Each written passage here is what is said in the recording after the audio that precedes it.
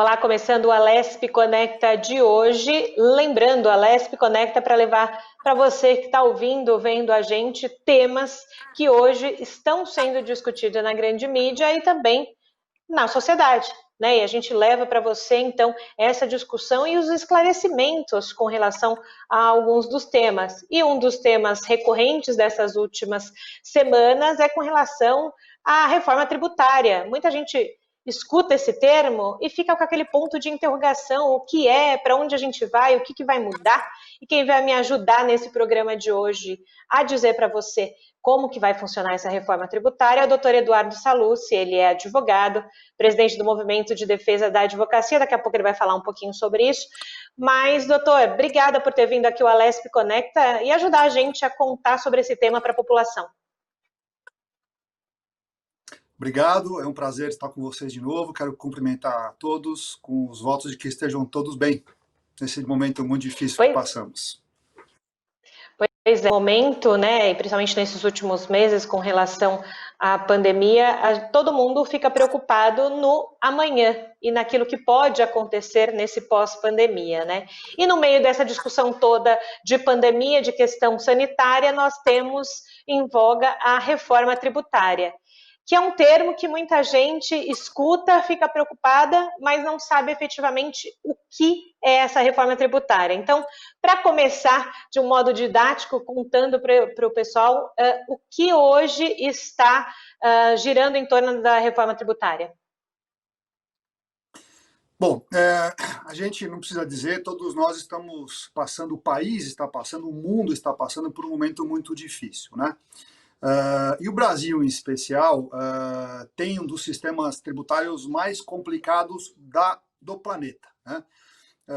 E isso responde, em boa parte, pela nossa crise econômica, né? Há várias entidades mundiais que dizem que a complexidade do nosso sistema tributário é a principal causa que afugenta investimentos, investidores estrangeiros e também investidores nacionais. E o que se está discutindo, né? Eu acho que tem como pano de fundo uma simplificação do sistema, buscar um sistema tributário mais simples, um sistema tributário mais isonômico, mais igualitário entre as pessoas, um sistema tributário neutro que não afete os nossos comportamentos, mais transparente, que todos nós saibamos o que estamos pagando, né? Com responsabilidade e, ao mesmo tempo, num nível de tributação que permita ao Estado arrecadar dinheiro necessário para ele executar o seu papel, as suas políticas públicas, cuidar da saúde, educação, segurança, transporte e etc. Enfim, há várias propostas de andamento, pois não. Não, pode continuar, doutor. Eu achei que o senhor estivesse devolvendo a palavra. Pode terminar. Bom, vamos lá. O que está hoje em discussão, né? Quando a gente fala em tributação, em reforma tributária, é importante, talvez, a gente visualizar uma coisa mais ampla, né? As principais propostas que estão hoje tramitando, elas dizem respeito àquele pacote de tributos que chamamos que são tributos que incidem sobre o consumo, né? O que são os tributos que incidem sobre o consumo? São aqueles tributos que estão embutidos nos bens e nos serviços que nós, consumidores, nós, contribuintes, adquirimos, né? A camisa que você veste, a comida que você compra, né? A casa que você mora, a energia elétrica, todos esses bens, eles trazem dentro dele uma carga tributária que, no fundo, por estar embutida no preço, somos nós que pagamos. Esses são os tributos que chamamos tributos sobre consumo. Eles compreendem uma categoria de tributação mais importante de todas, por conta da alta arrecadação que lhe é imposta, né? São tributos que incidem em toda a cadeia, desde a produção lá atrás, industrialização, distribuição, comercialização, até chegar ao produto final. Agora, doutor, justamente talvez seja o maior impacto, né, essas questões do consumo, né? Porque se é consumo, é o nosso dia a dia, é efetivamente o bolso de quem está ouvindo, vendo a gente, que vai mudar. Para que as pessoas entendam, quando o senhor fala que a tributação aqui no Brasil é uma das mais complicadas aí no mundo, isso de pouco tempo, isso é uma coisa histórica, sempre foi assim, ou piorou devido também à nossa economia, que não é estável? Na verdade, ela vem complicando, né? Nós temos um especial sabor pela complicação, né? Pela complexidade, né? E o tributo sobre o consumo é interessante. Na Europa falam que esses tributos são tributos anestesiantes, né? Ou seja, nós não percebemos esse tributo, né? Nos bens que consumimos, tomamos um vinho, 40% do vinho é imposto lá embutido, né? E nós compramos e pagamos ele lá embutido. Diferentemente daqueles tributos que você tem que preencher uma guia e ir no banco pagar, né? Esses tributos eles incomodam muito mais, porque eles são visíveis, né? Mas longe de serem os mais importantes, né? Então, quando nós falamos de impostos sobre o consumo, nós falamos no plano federal, os principais, né? Os tributos sobre o consumo federais é o PIS, o COFINS e o IPI. No plano estadual, são 27 estados, ou 26 estados e o Distrito Federal, que tem o ICMS, que é o grande tributo dos estados, e no âmbito dos municípios, são 5.570 municípios, nós temos o ISS, que é o Imposto sobre Serviços. Todos eles têm elevadíssima complexidade, né? Então, veja, por exemplo, o PIS e COFINS tem um regime cumulativo, um regime não cumulativo, um regime monofásico, tratamentos, regimes especiais, tratamentos diferentes. O IPI, que é o Imposto sobre Produtos Industrializados, para cada produto há uma alíquota, né? Há uma lista de IPI desta grossura, relacionada com cada um dos produtos e cada alíquota a ele atribuída. A gente brinca que se cair no pé o livro do IPI, você perde os dedos do pé, né? Porque é um livro dessa grossura mesmo. E essa lista, ela causa uma série de dúvidas e problemas, né? Um caso muito recente que a gente gosta de comentar, isso foi do ano passado, uma determinada empresa, ela produzia desodorante. E o desodorante tinha uma alíquota X de IPI. E ela também produzia o hidratante. O hidratante tinha uma alíquota Y de IPI. E aí ela veio e desenvolveu o desodorante hidratante, né? Qual é a alíquota que ela vai aplicar, né?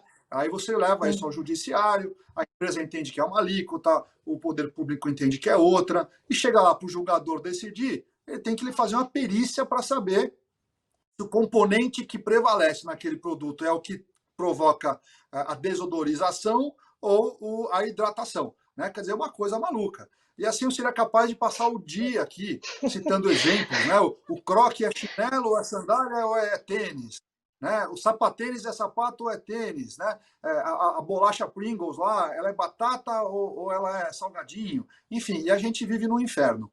E da mesma forma os estados, esses 27 estados têm uma infinidade de alíquotas e os municípios uma infinidade de alíquotas e ninguém sabe o que paga, essa é que é a grande verdade.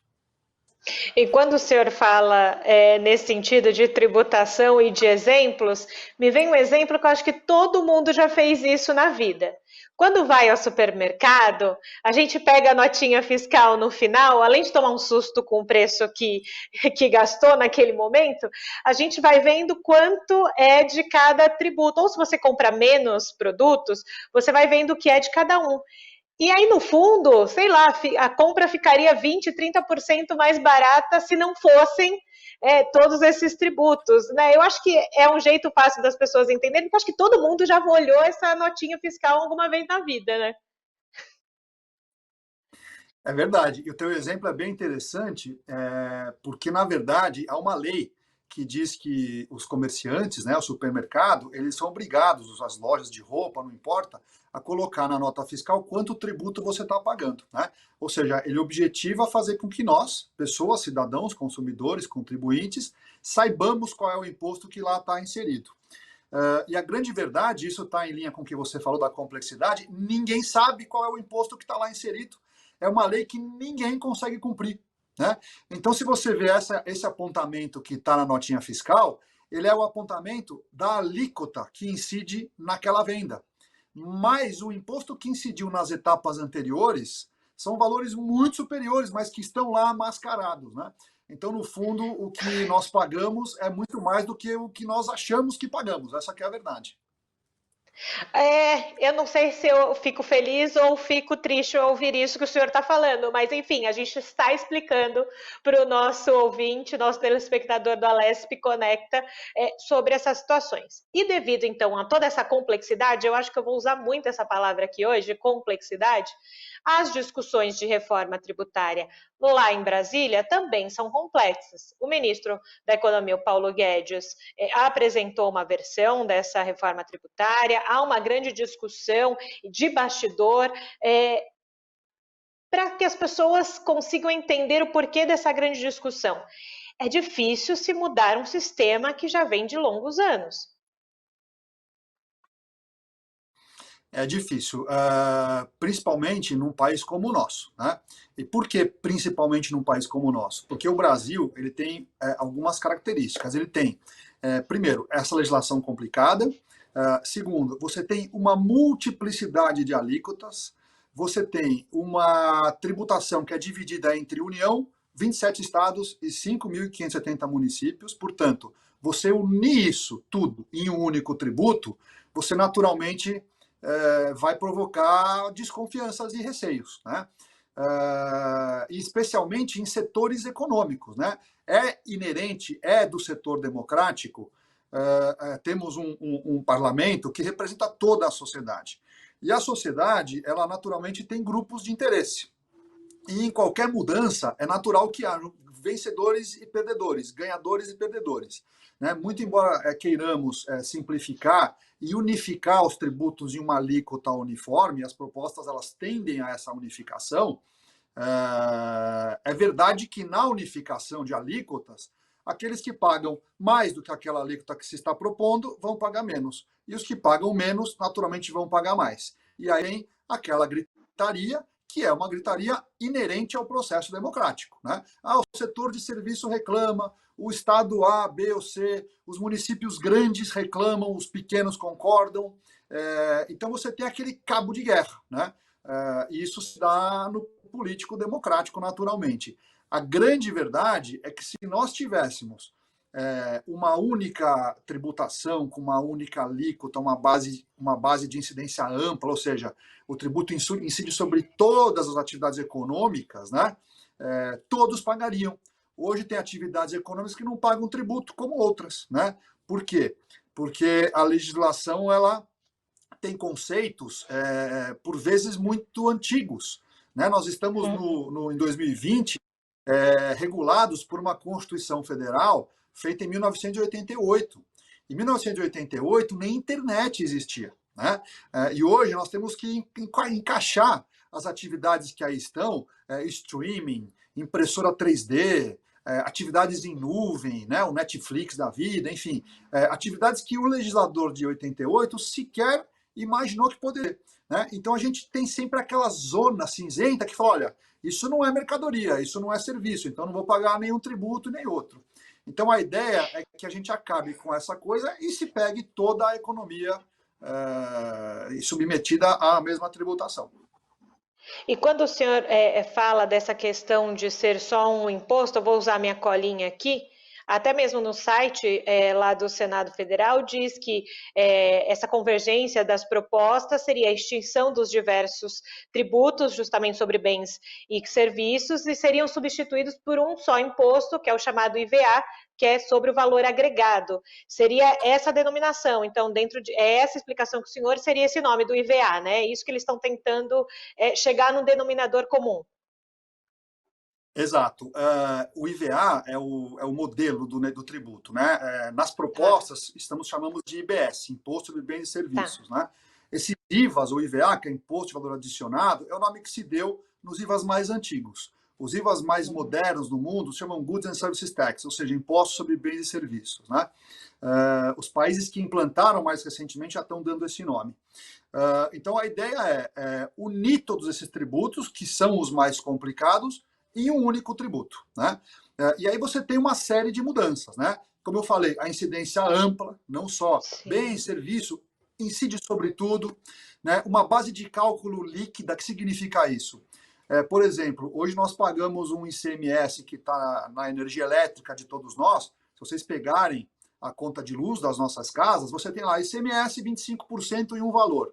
Se você fizer a conta, não vai fechar, né? Porque o 25 é a alíquota que está estampada na conta de energia, mas os 25 incide sobre a própria energia e sobre PIS, sobre COFINS, sobre o próprio ICMS, ou seja, a alíquota de verdade ela passa de 33%, né?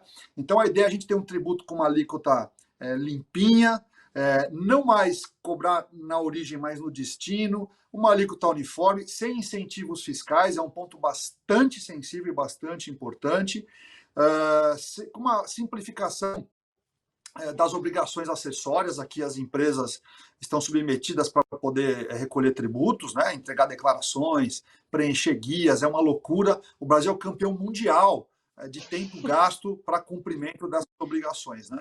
Então a ideia é simplificar. O que difere uma da outra é que uma, que é a PEC 45, quer unir 5 tributos. Tá. A PEC 110, que ela é a proveniente do Senado, ela quer unir mais um pouco, alguns tributos a mais além desses 5. Acho que 3 ou 4 tributos a mais. E o governo quer unir só os federais e deixar os estaduais e municipais de fora. Mas o princípio de todas é o mesmo. Agora, até por tudo isso que o senhor falou, né, cada setor e ali, né, do governo pensando de um jeito, muita gente que acompanha o dia a dia lá do governo federal diz que essa reforma pode acontecer ainda em 2020. Mas ouvindo o senhor falando de tanta complexidade e de tantos pormenores, pela sua experiência, o senhor acha que passa essa reforma em 2020 ainda? Olha, eu vou me apropriar a uma fala recente do presidente da Câmara. Eles estão engajados já, né?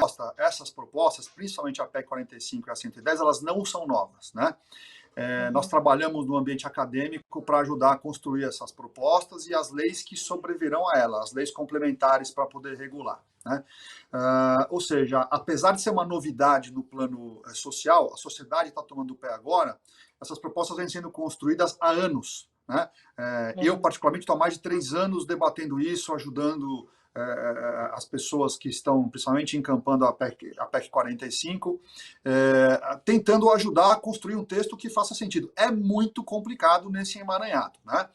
A grande verdade é, o presidente da Câmara e o do Senado, eles disputaram uma espécie de protagonismo, eles se juntaram agora, criaram uma comissão mista com 50 parlamentares, 25 deputados, 25 senadores, para alinhar e tentar votar e aprovar isso, ao menos na Câmara, ainda esse ano, né?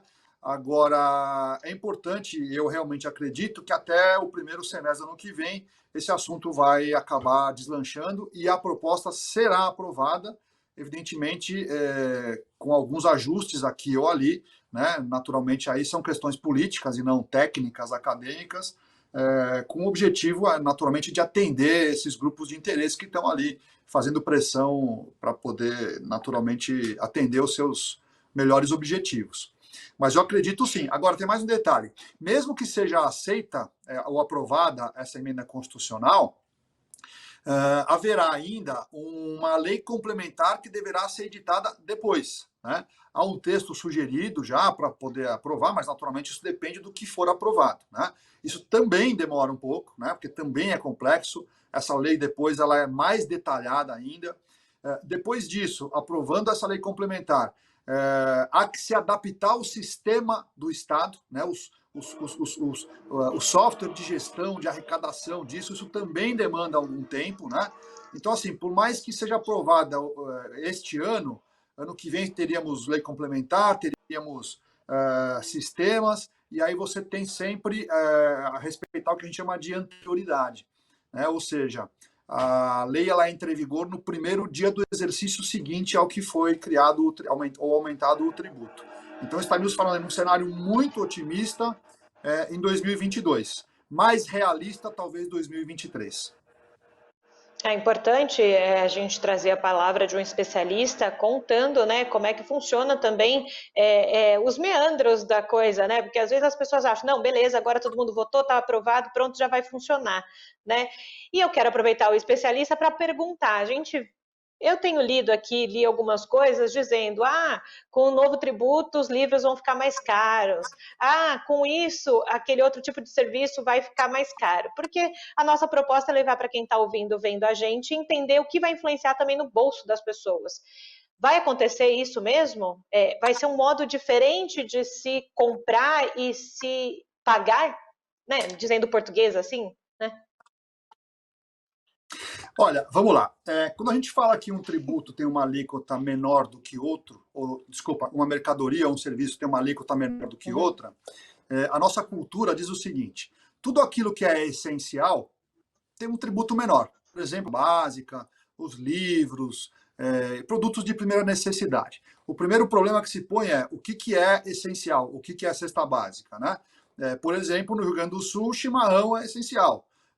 No Mato Grosso, a carne de jacaré é essencial. No Rio de Janeiro, o protetor solar. Em Minas Gerais, o pão de queijo.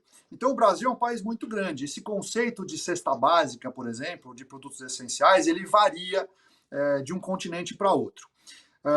Aí você me fala assim, bom, se nós formos tributar todos, se a ideia é tributar todos os bens e serviços com uma única alíquota, tudo aquilo que está com uma alíquota menor será onerado, inclusive o que você mencionou, livros, cesta básica, etc. O que é importante, né? Eu acho que as pessoas entenderem. Quando você desonera livro ou desonera cesta básica, você acaba desonerando todo mundo. As pessoas mais pobres, que não podem comprar, e as pessoas mais ricas e milionárias, que não se importam se o seu arroz ou se o livro vão custar 5 ou 10 ou 15% a mais. Né? Então, na verdade, quando você desonera esses produtos, você desonera todo mundo, o rico e o pobre. Tem um estudo interessante do Ministério da Economia que mostra bem isso. Ele aponta assim: nós somos 200 milhões de habitantes. Ele fala assim, os 20% mais pobres da população, tá? Eles têm uma economia, ou seja, dos 200 milhões, os 40 milhões mais pobres da população, eles têm uma economia de 1,5 bilhões por conta dessa desoneração dos produtos da cesta básica, ou essa não tributação dos produtos da cesta básica. Os 20% mais ricos da população, ou seja, as 40 milhões de pessoas mais ricas, elas têm uma economia com essa mesma desoneração da cesta básica de 4,5 bilhões de reais.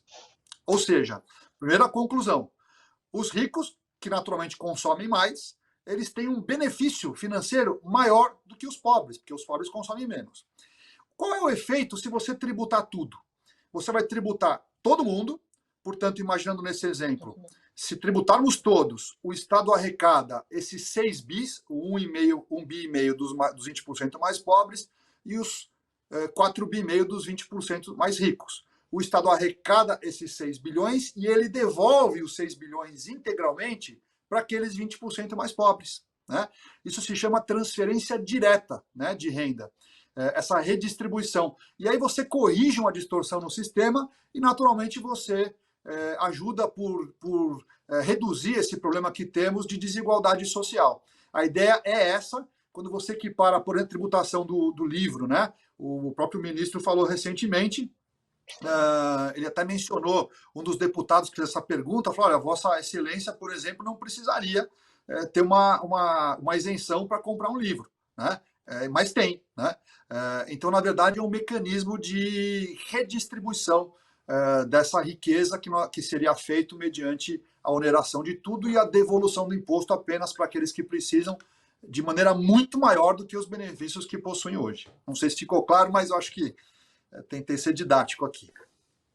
Ficou sim, doutor Eduardo. É bom, né, que essa veia acadêmica também nos deu uma aula no Alesp Conecta de um modo mais próximo da população, justamente, né? E quando o papo é bom, eu sempre falo, passa muito rápido. A gente está praticamente terminando o nosso Alesp Conecta, doutor Eduardo, mas eu gostaria já de deixar aqui no ar um convite para o senhor voltar, para a gente fazer uma parte 2 do Alesp Conecta, para continuar contando para a população população como vai ser, até porque também está chegando nas próximas semanas reforma tributária aqui em São Paulo, né, outras questões, falar também sobre a advocacia como um todo, né, o senhor é presidente do Movimento de Defesa da Advocacia, nós temos uma nova frente parlamentar aqui na Assembleia sobre a advocacia, então já fica o convite, doutor Eduardo. Será um prazer. Estou certo que teremos assuntos para N programas aí. Temos que falar de CPMF, de imposto de renda, de folha de salário, enfim, estou à disposição para contribuir. Acho que o papel, como falei no início, é importante para que a sociedade saiba o que está acontecendo e possa tomar partido de uma proposta ou de outra de maneira consciente. Então, você que está assistindo a Lesp Conecta de hoje, viu o nosso programa com o Dr. Eduardo Sallusti, fique ligado, porque teremos mais programas para contar para você sobre essas questões tributárias que tanto afligem a população. Quer rever esse programa que está terminando agora e toda a programação da Rede Alesp? É fácil, corre lá no nosso canal do YouTube da Assembleia Legislativa de São Paulo. Eu fico por aqui, até um próximo Alesp Conecta. Tchau, tchau.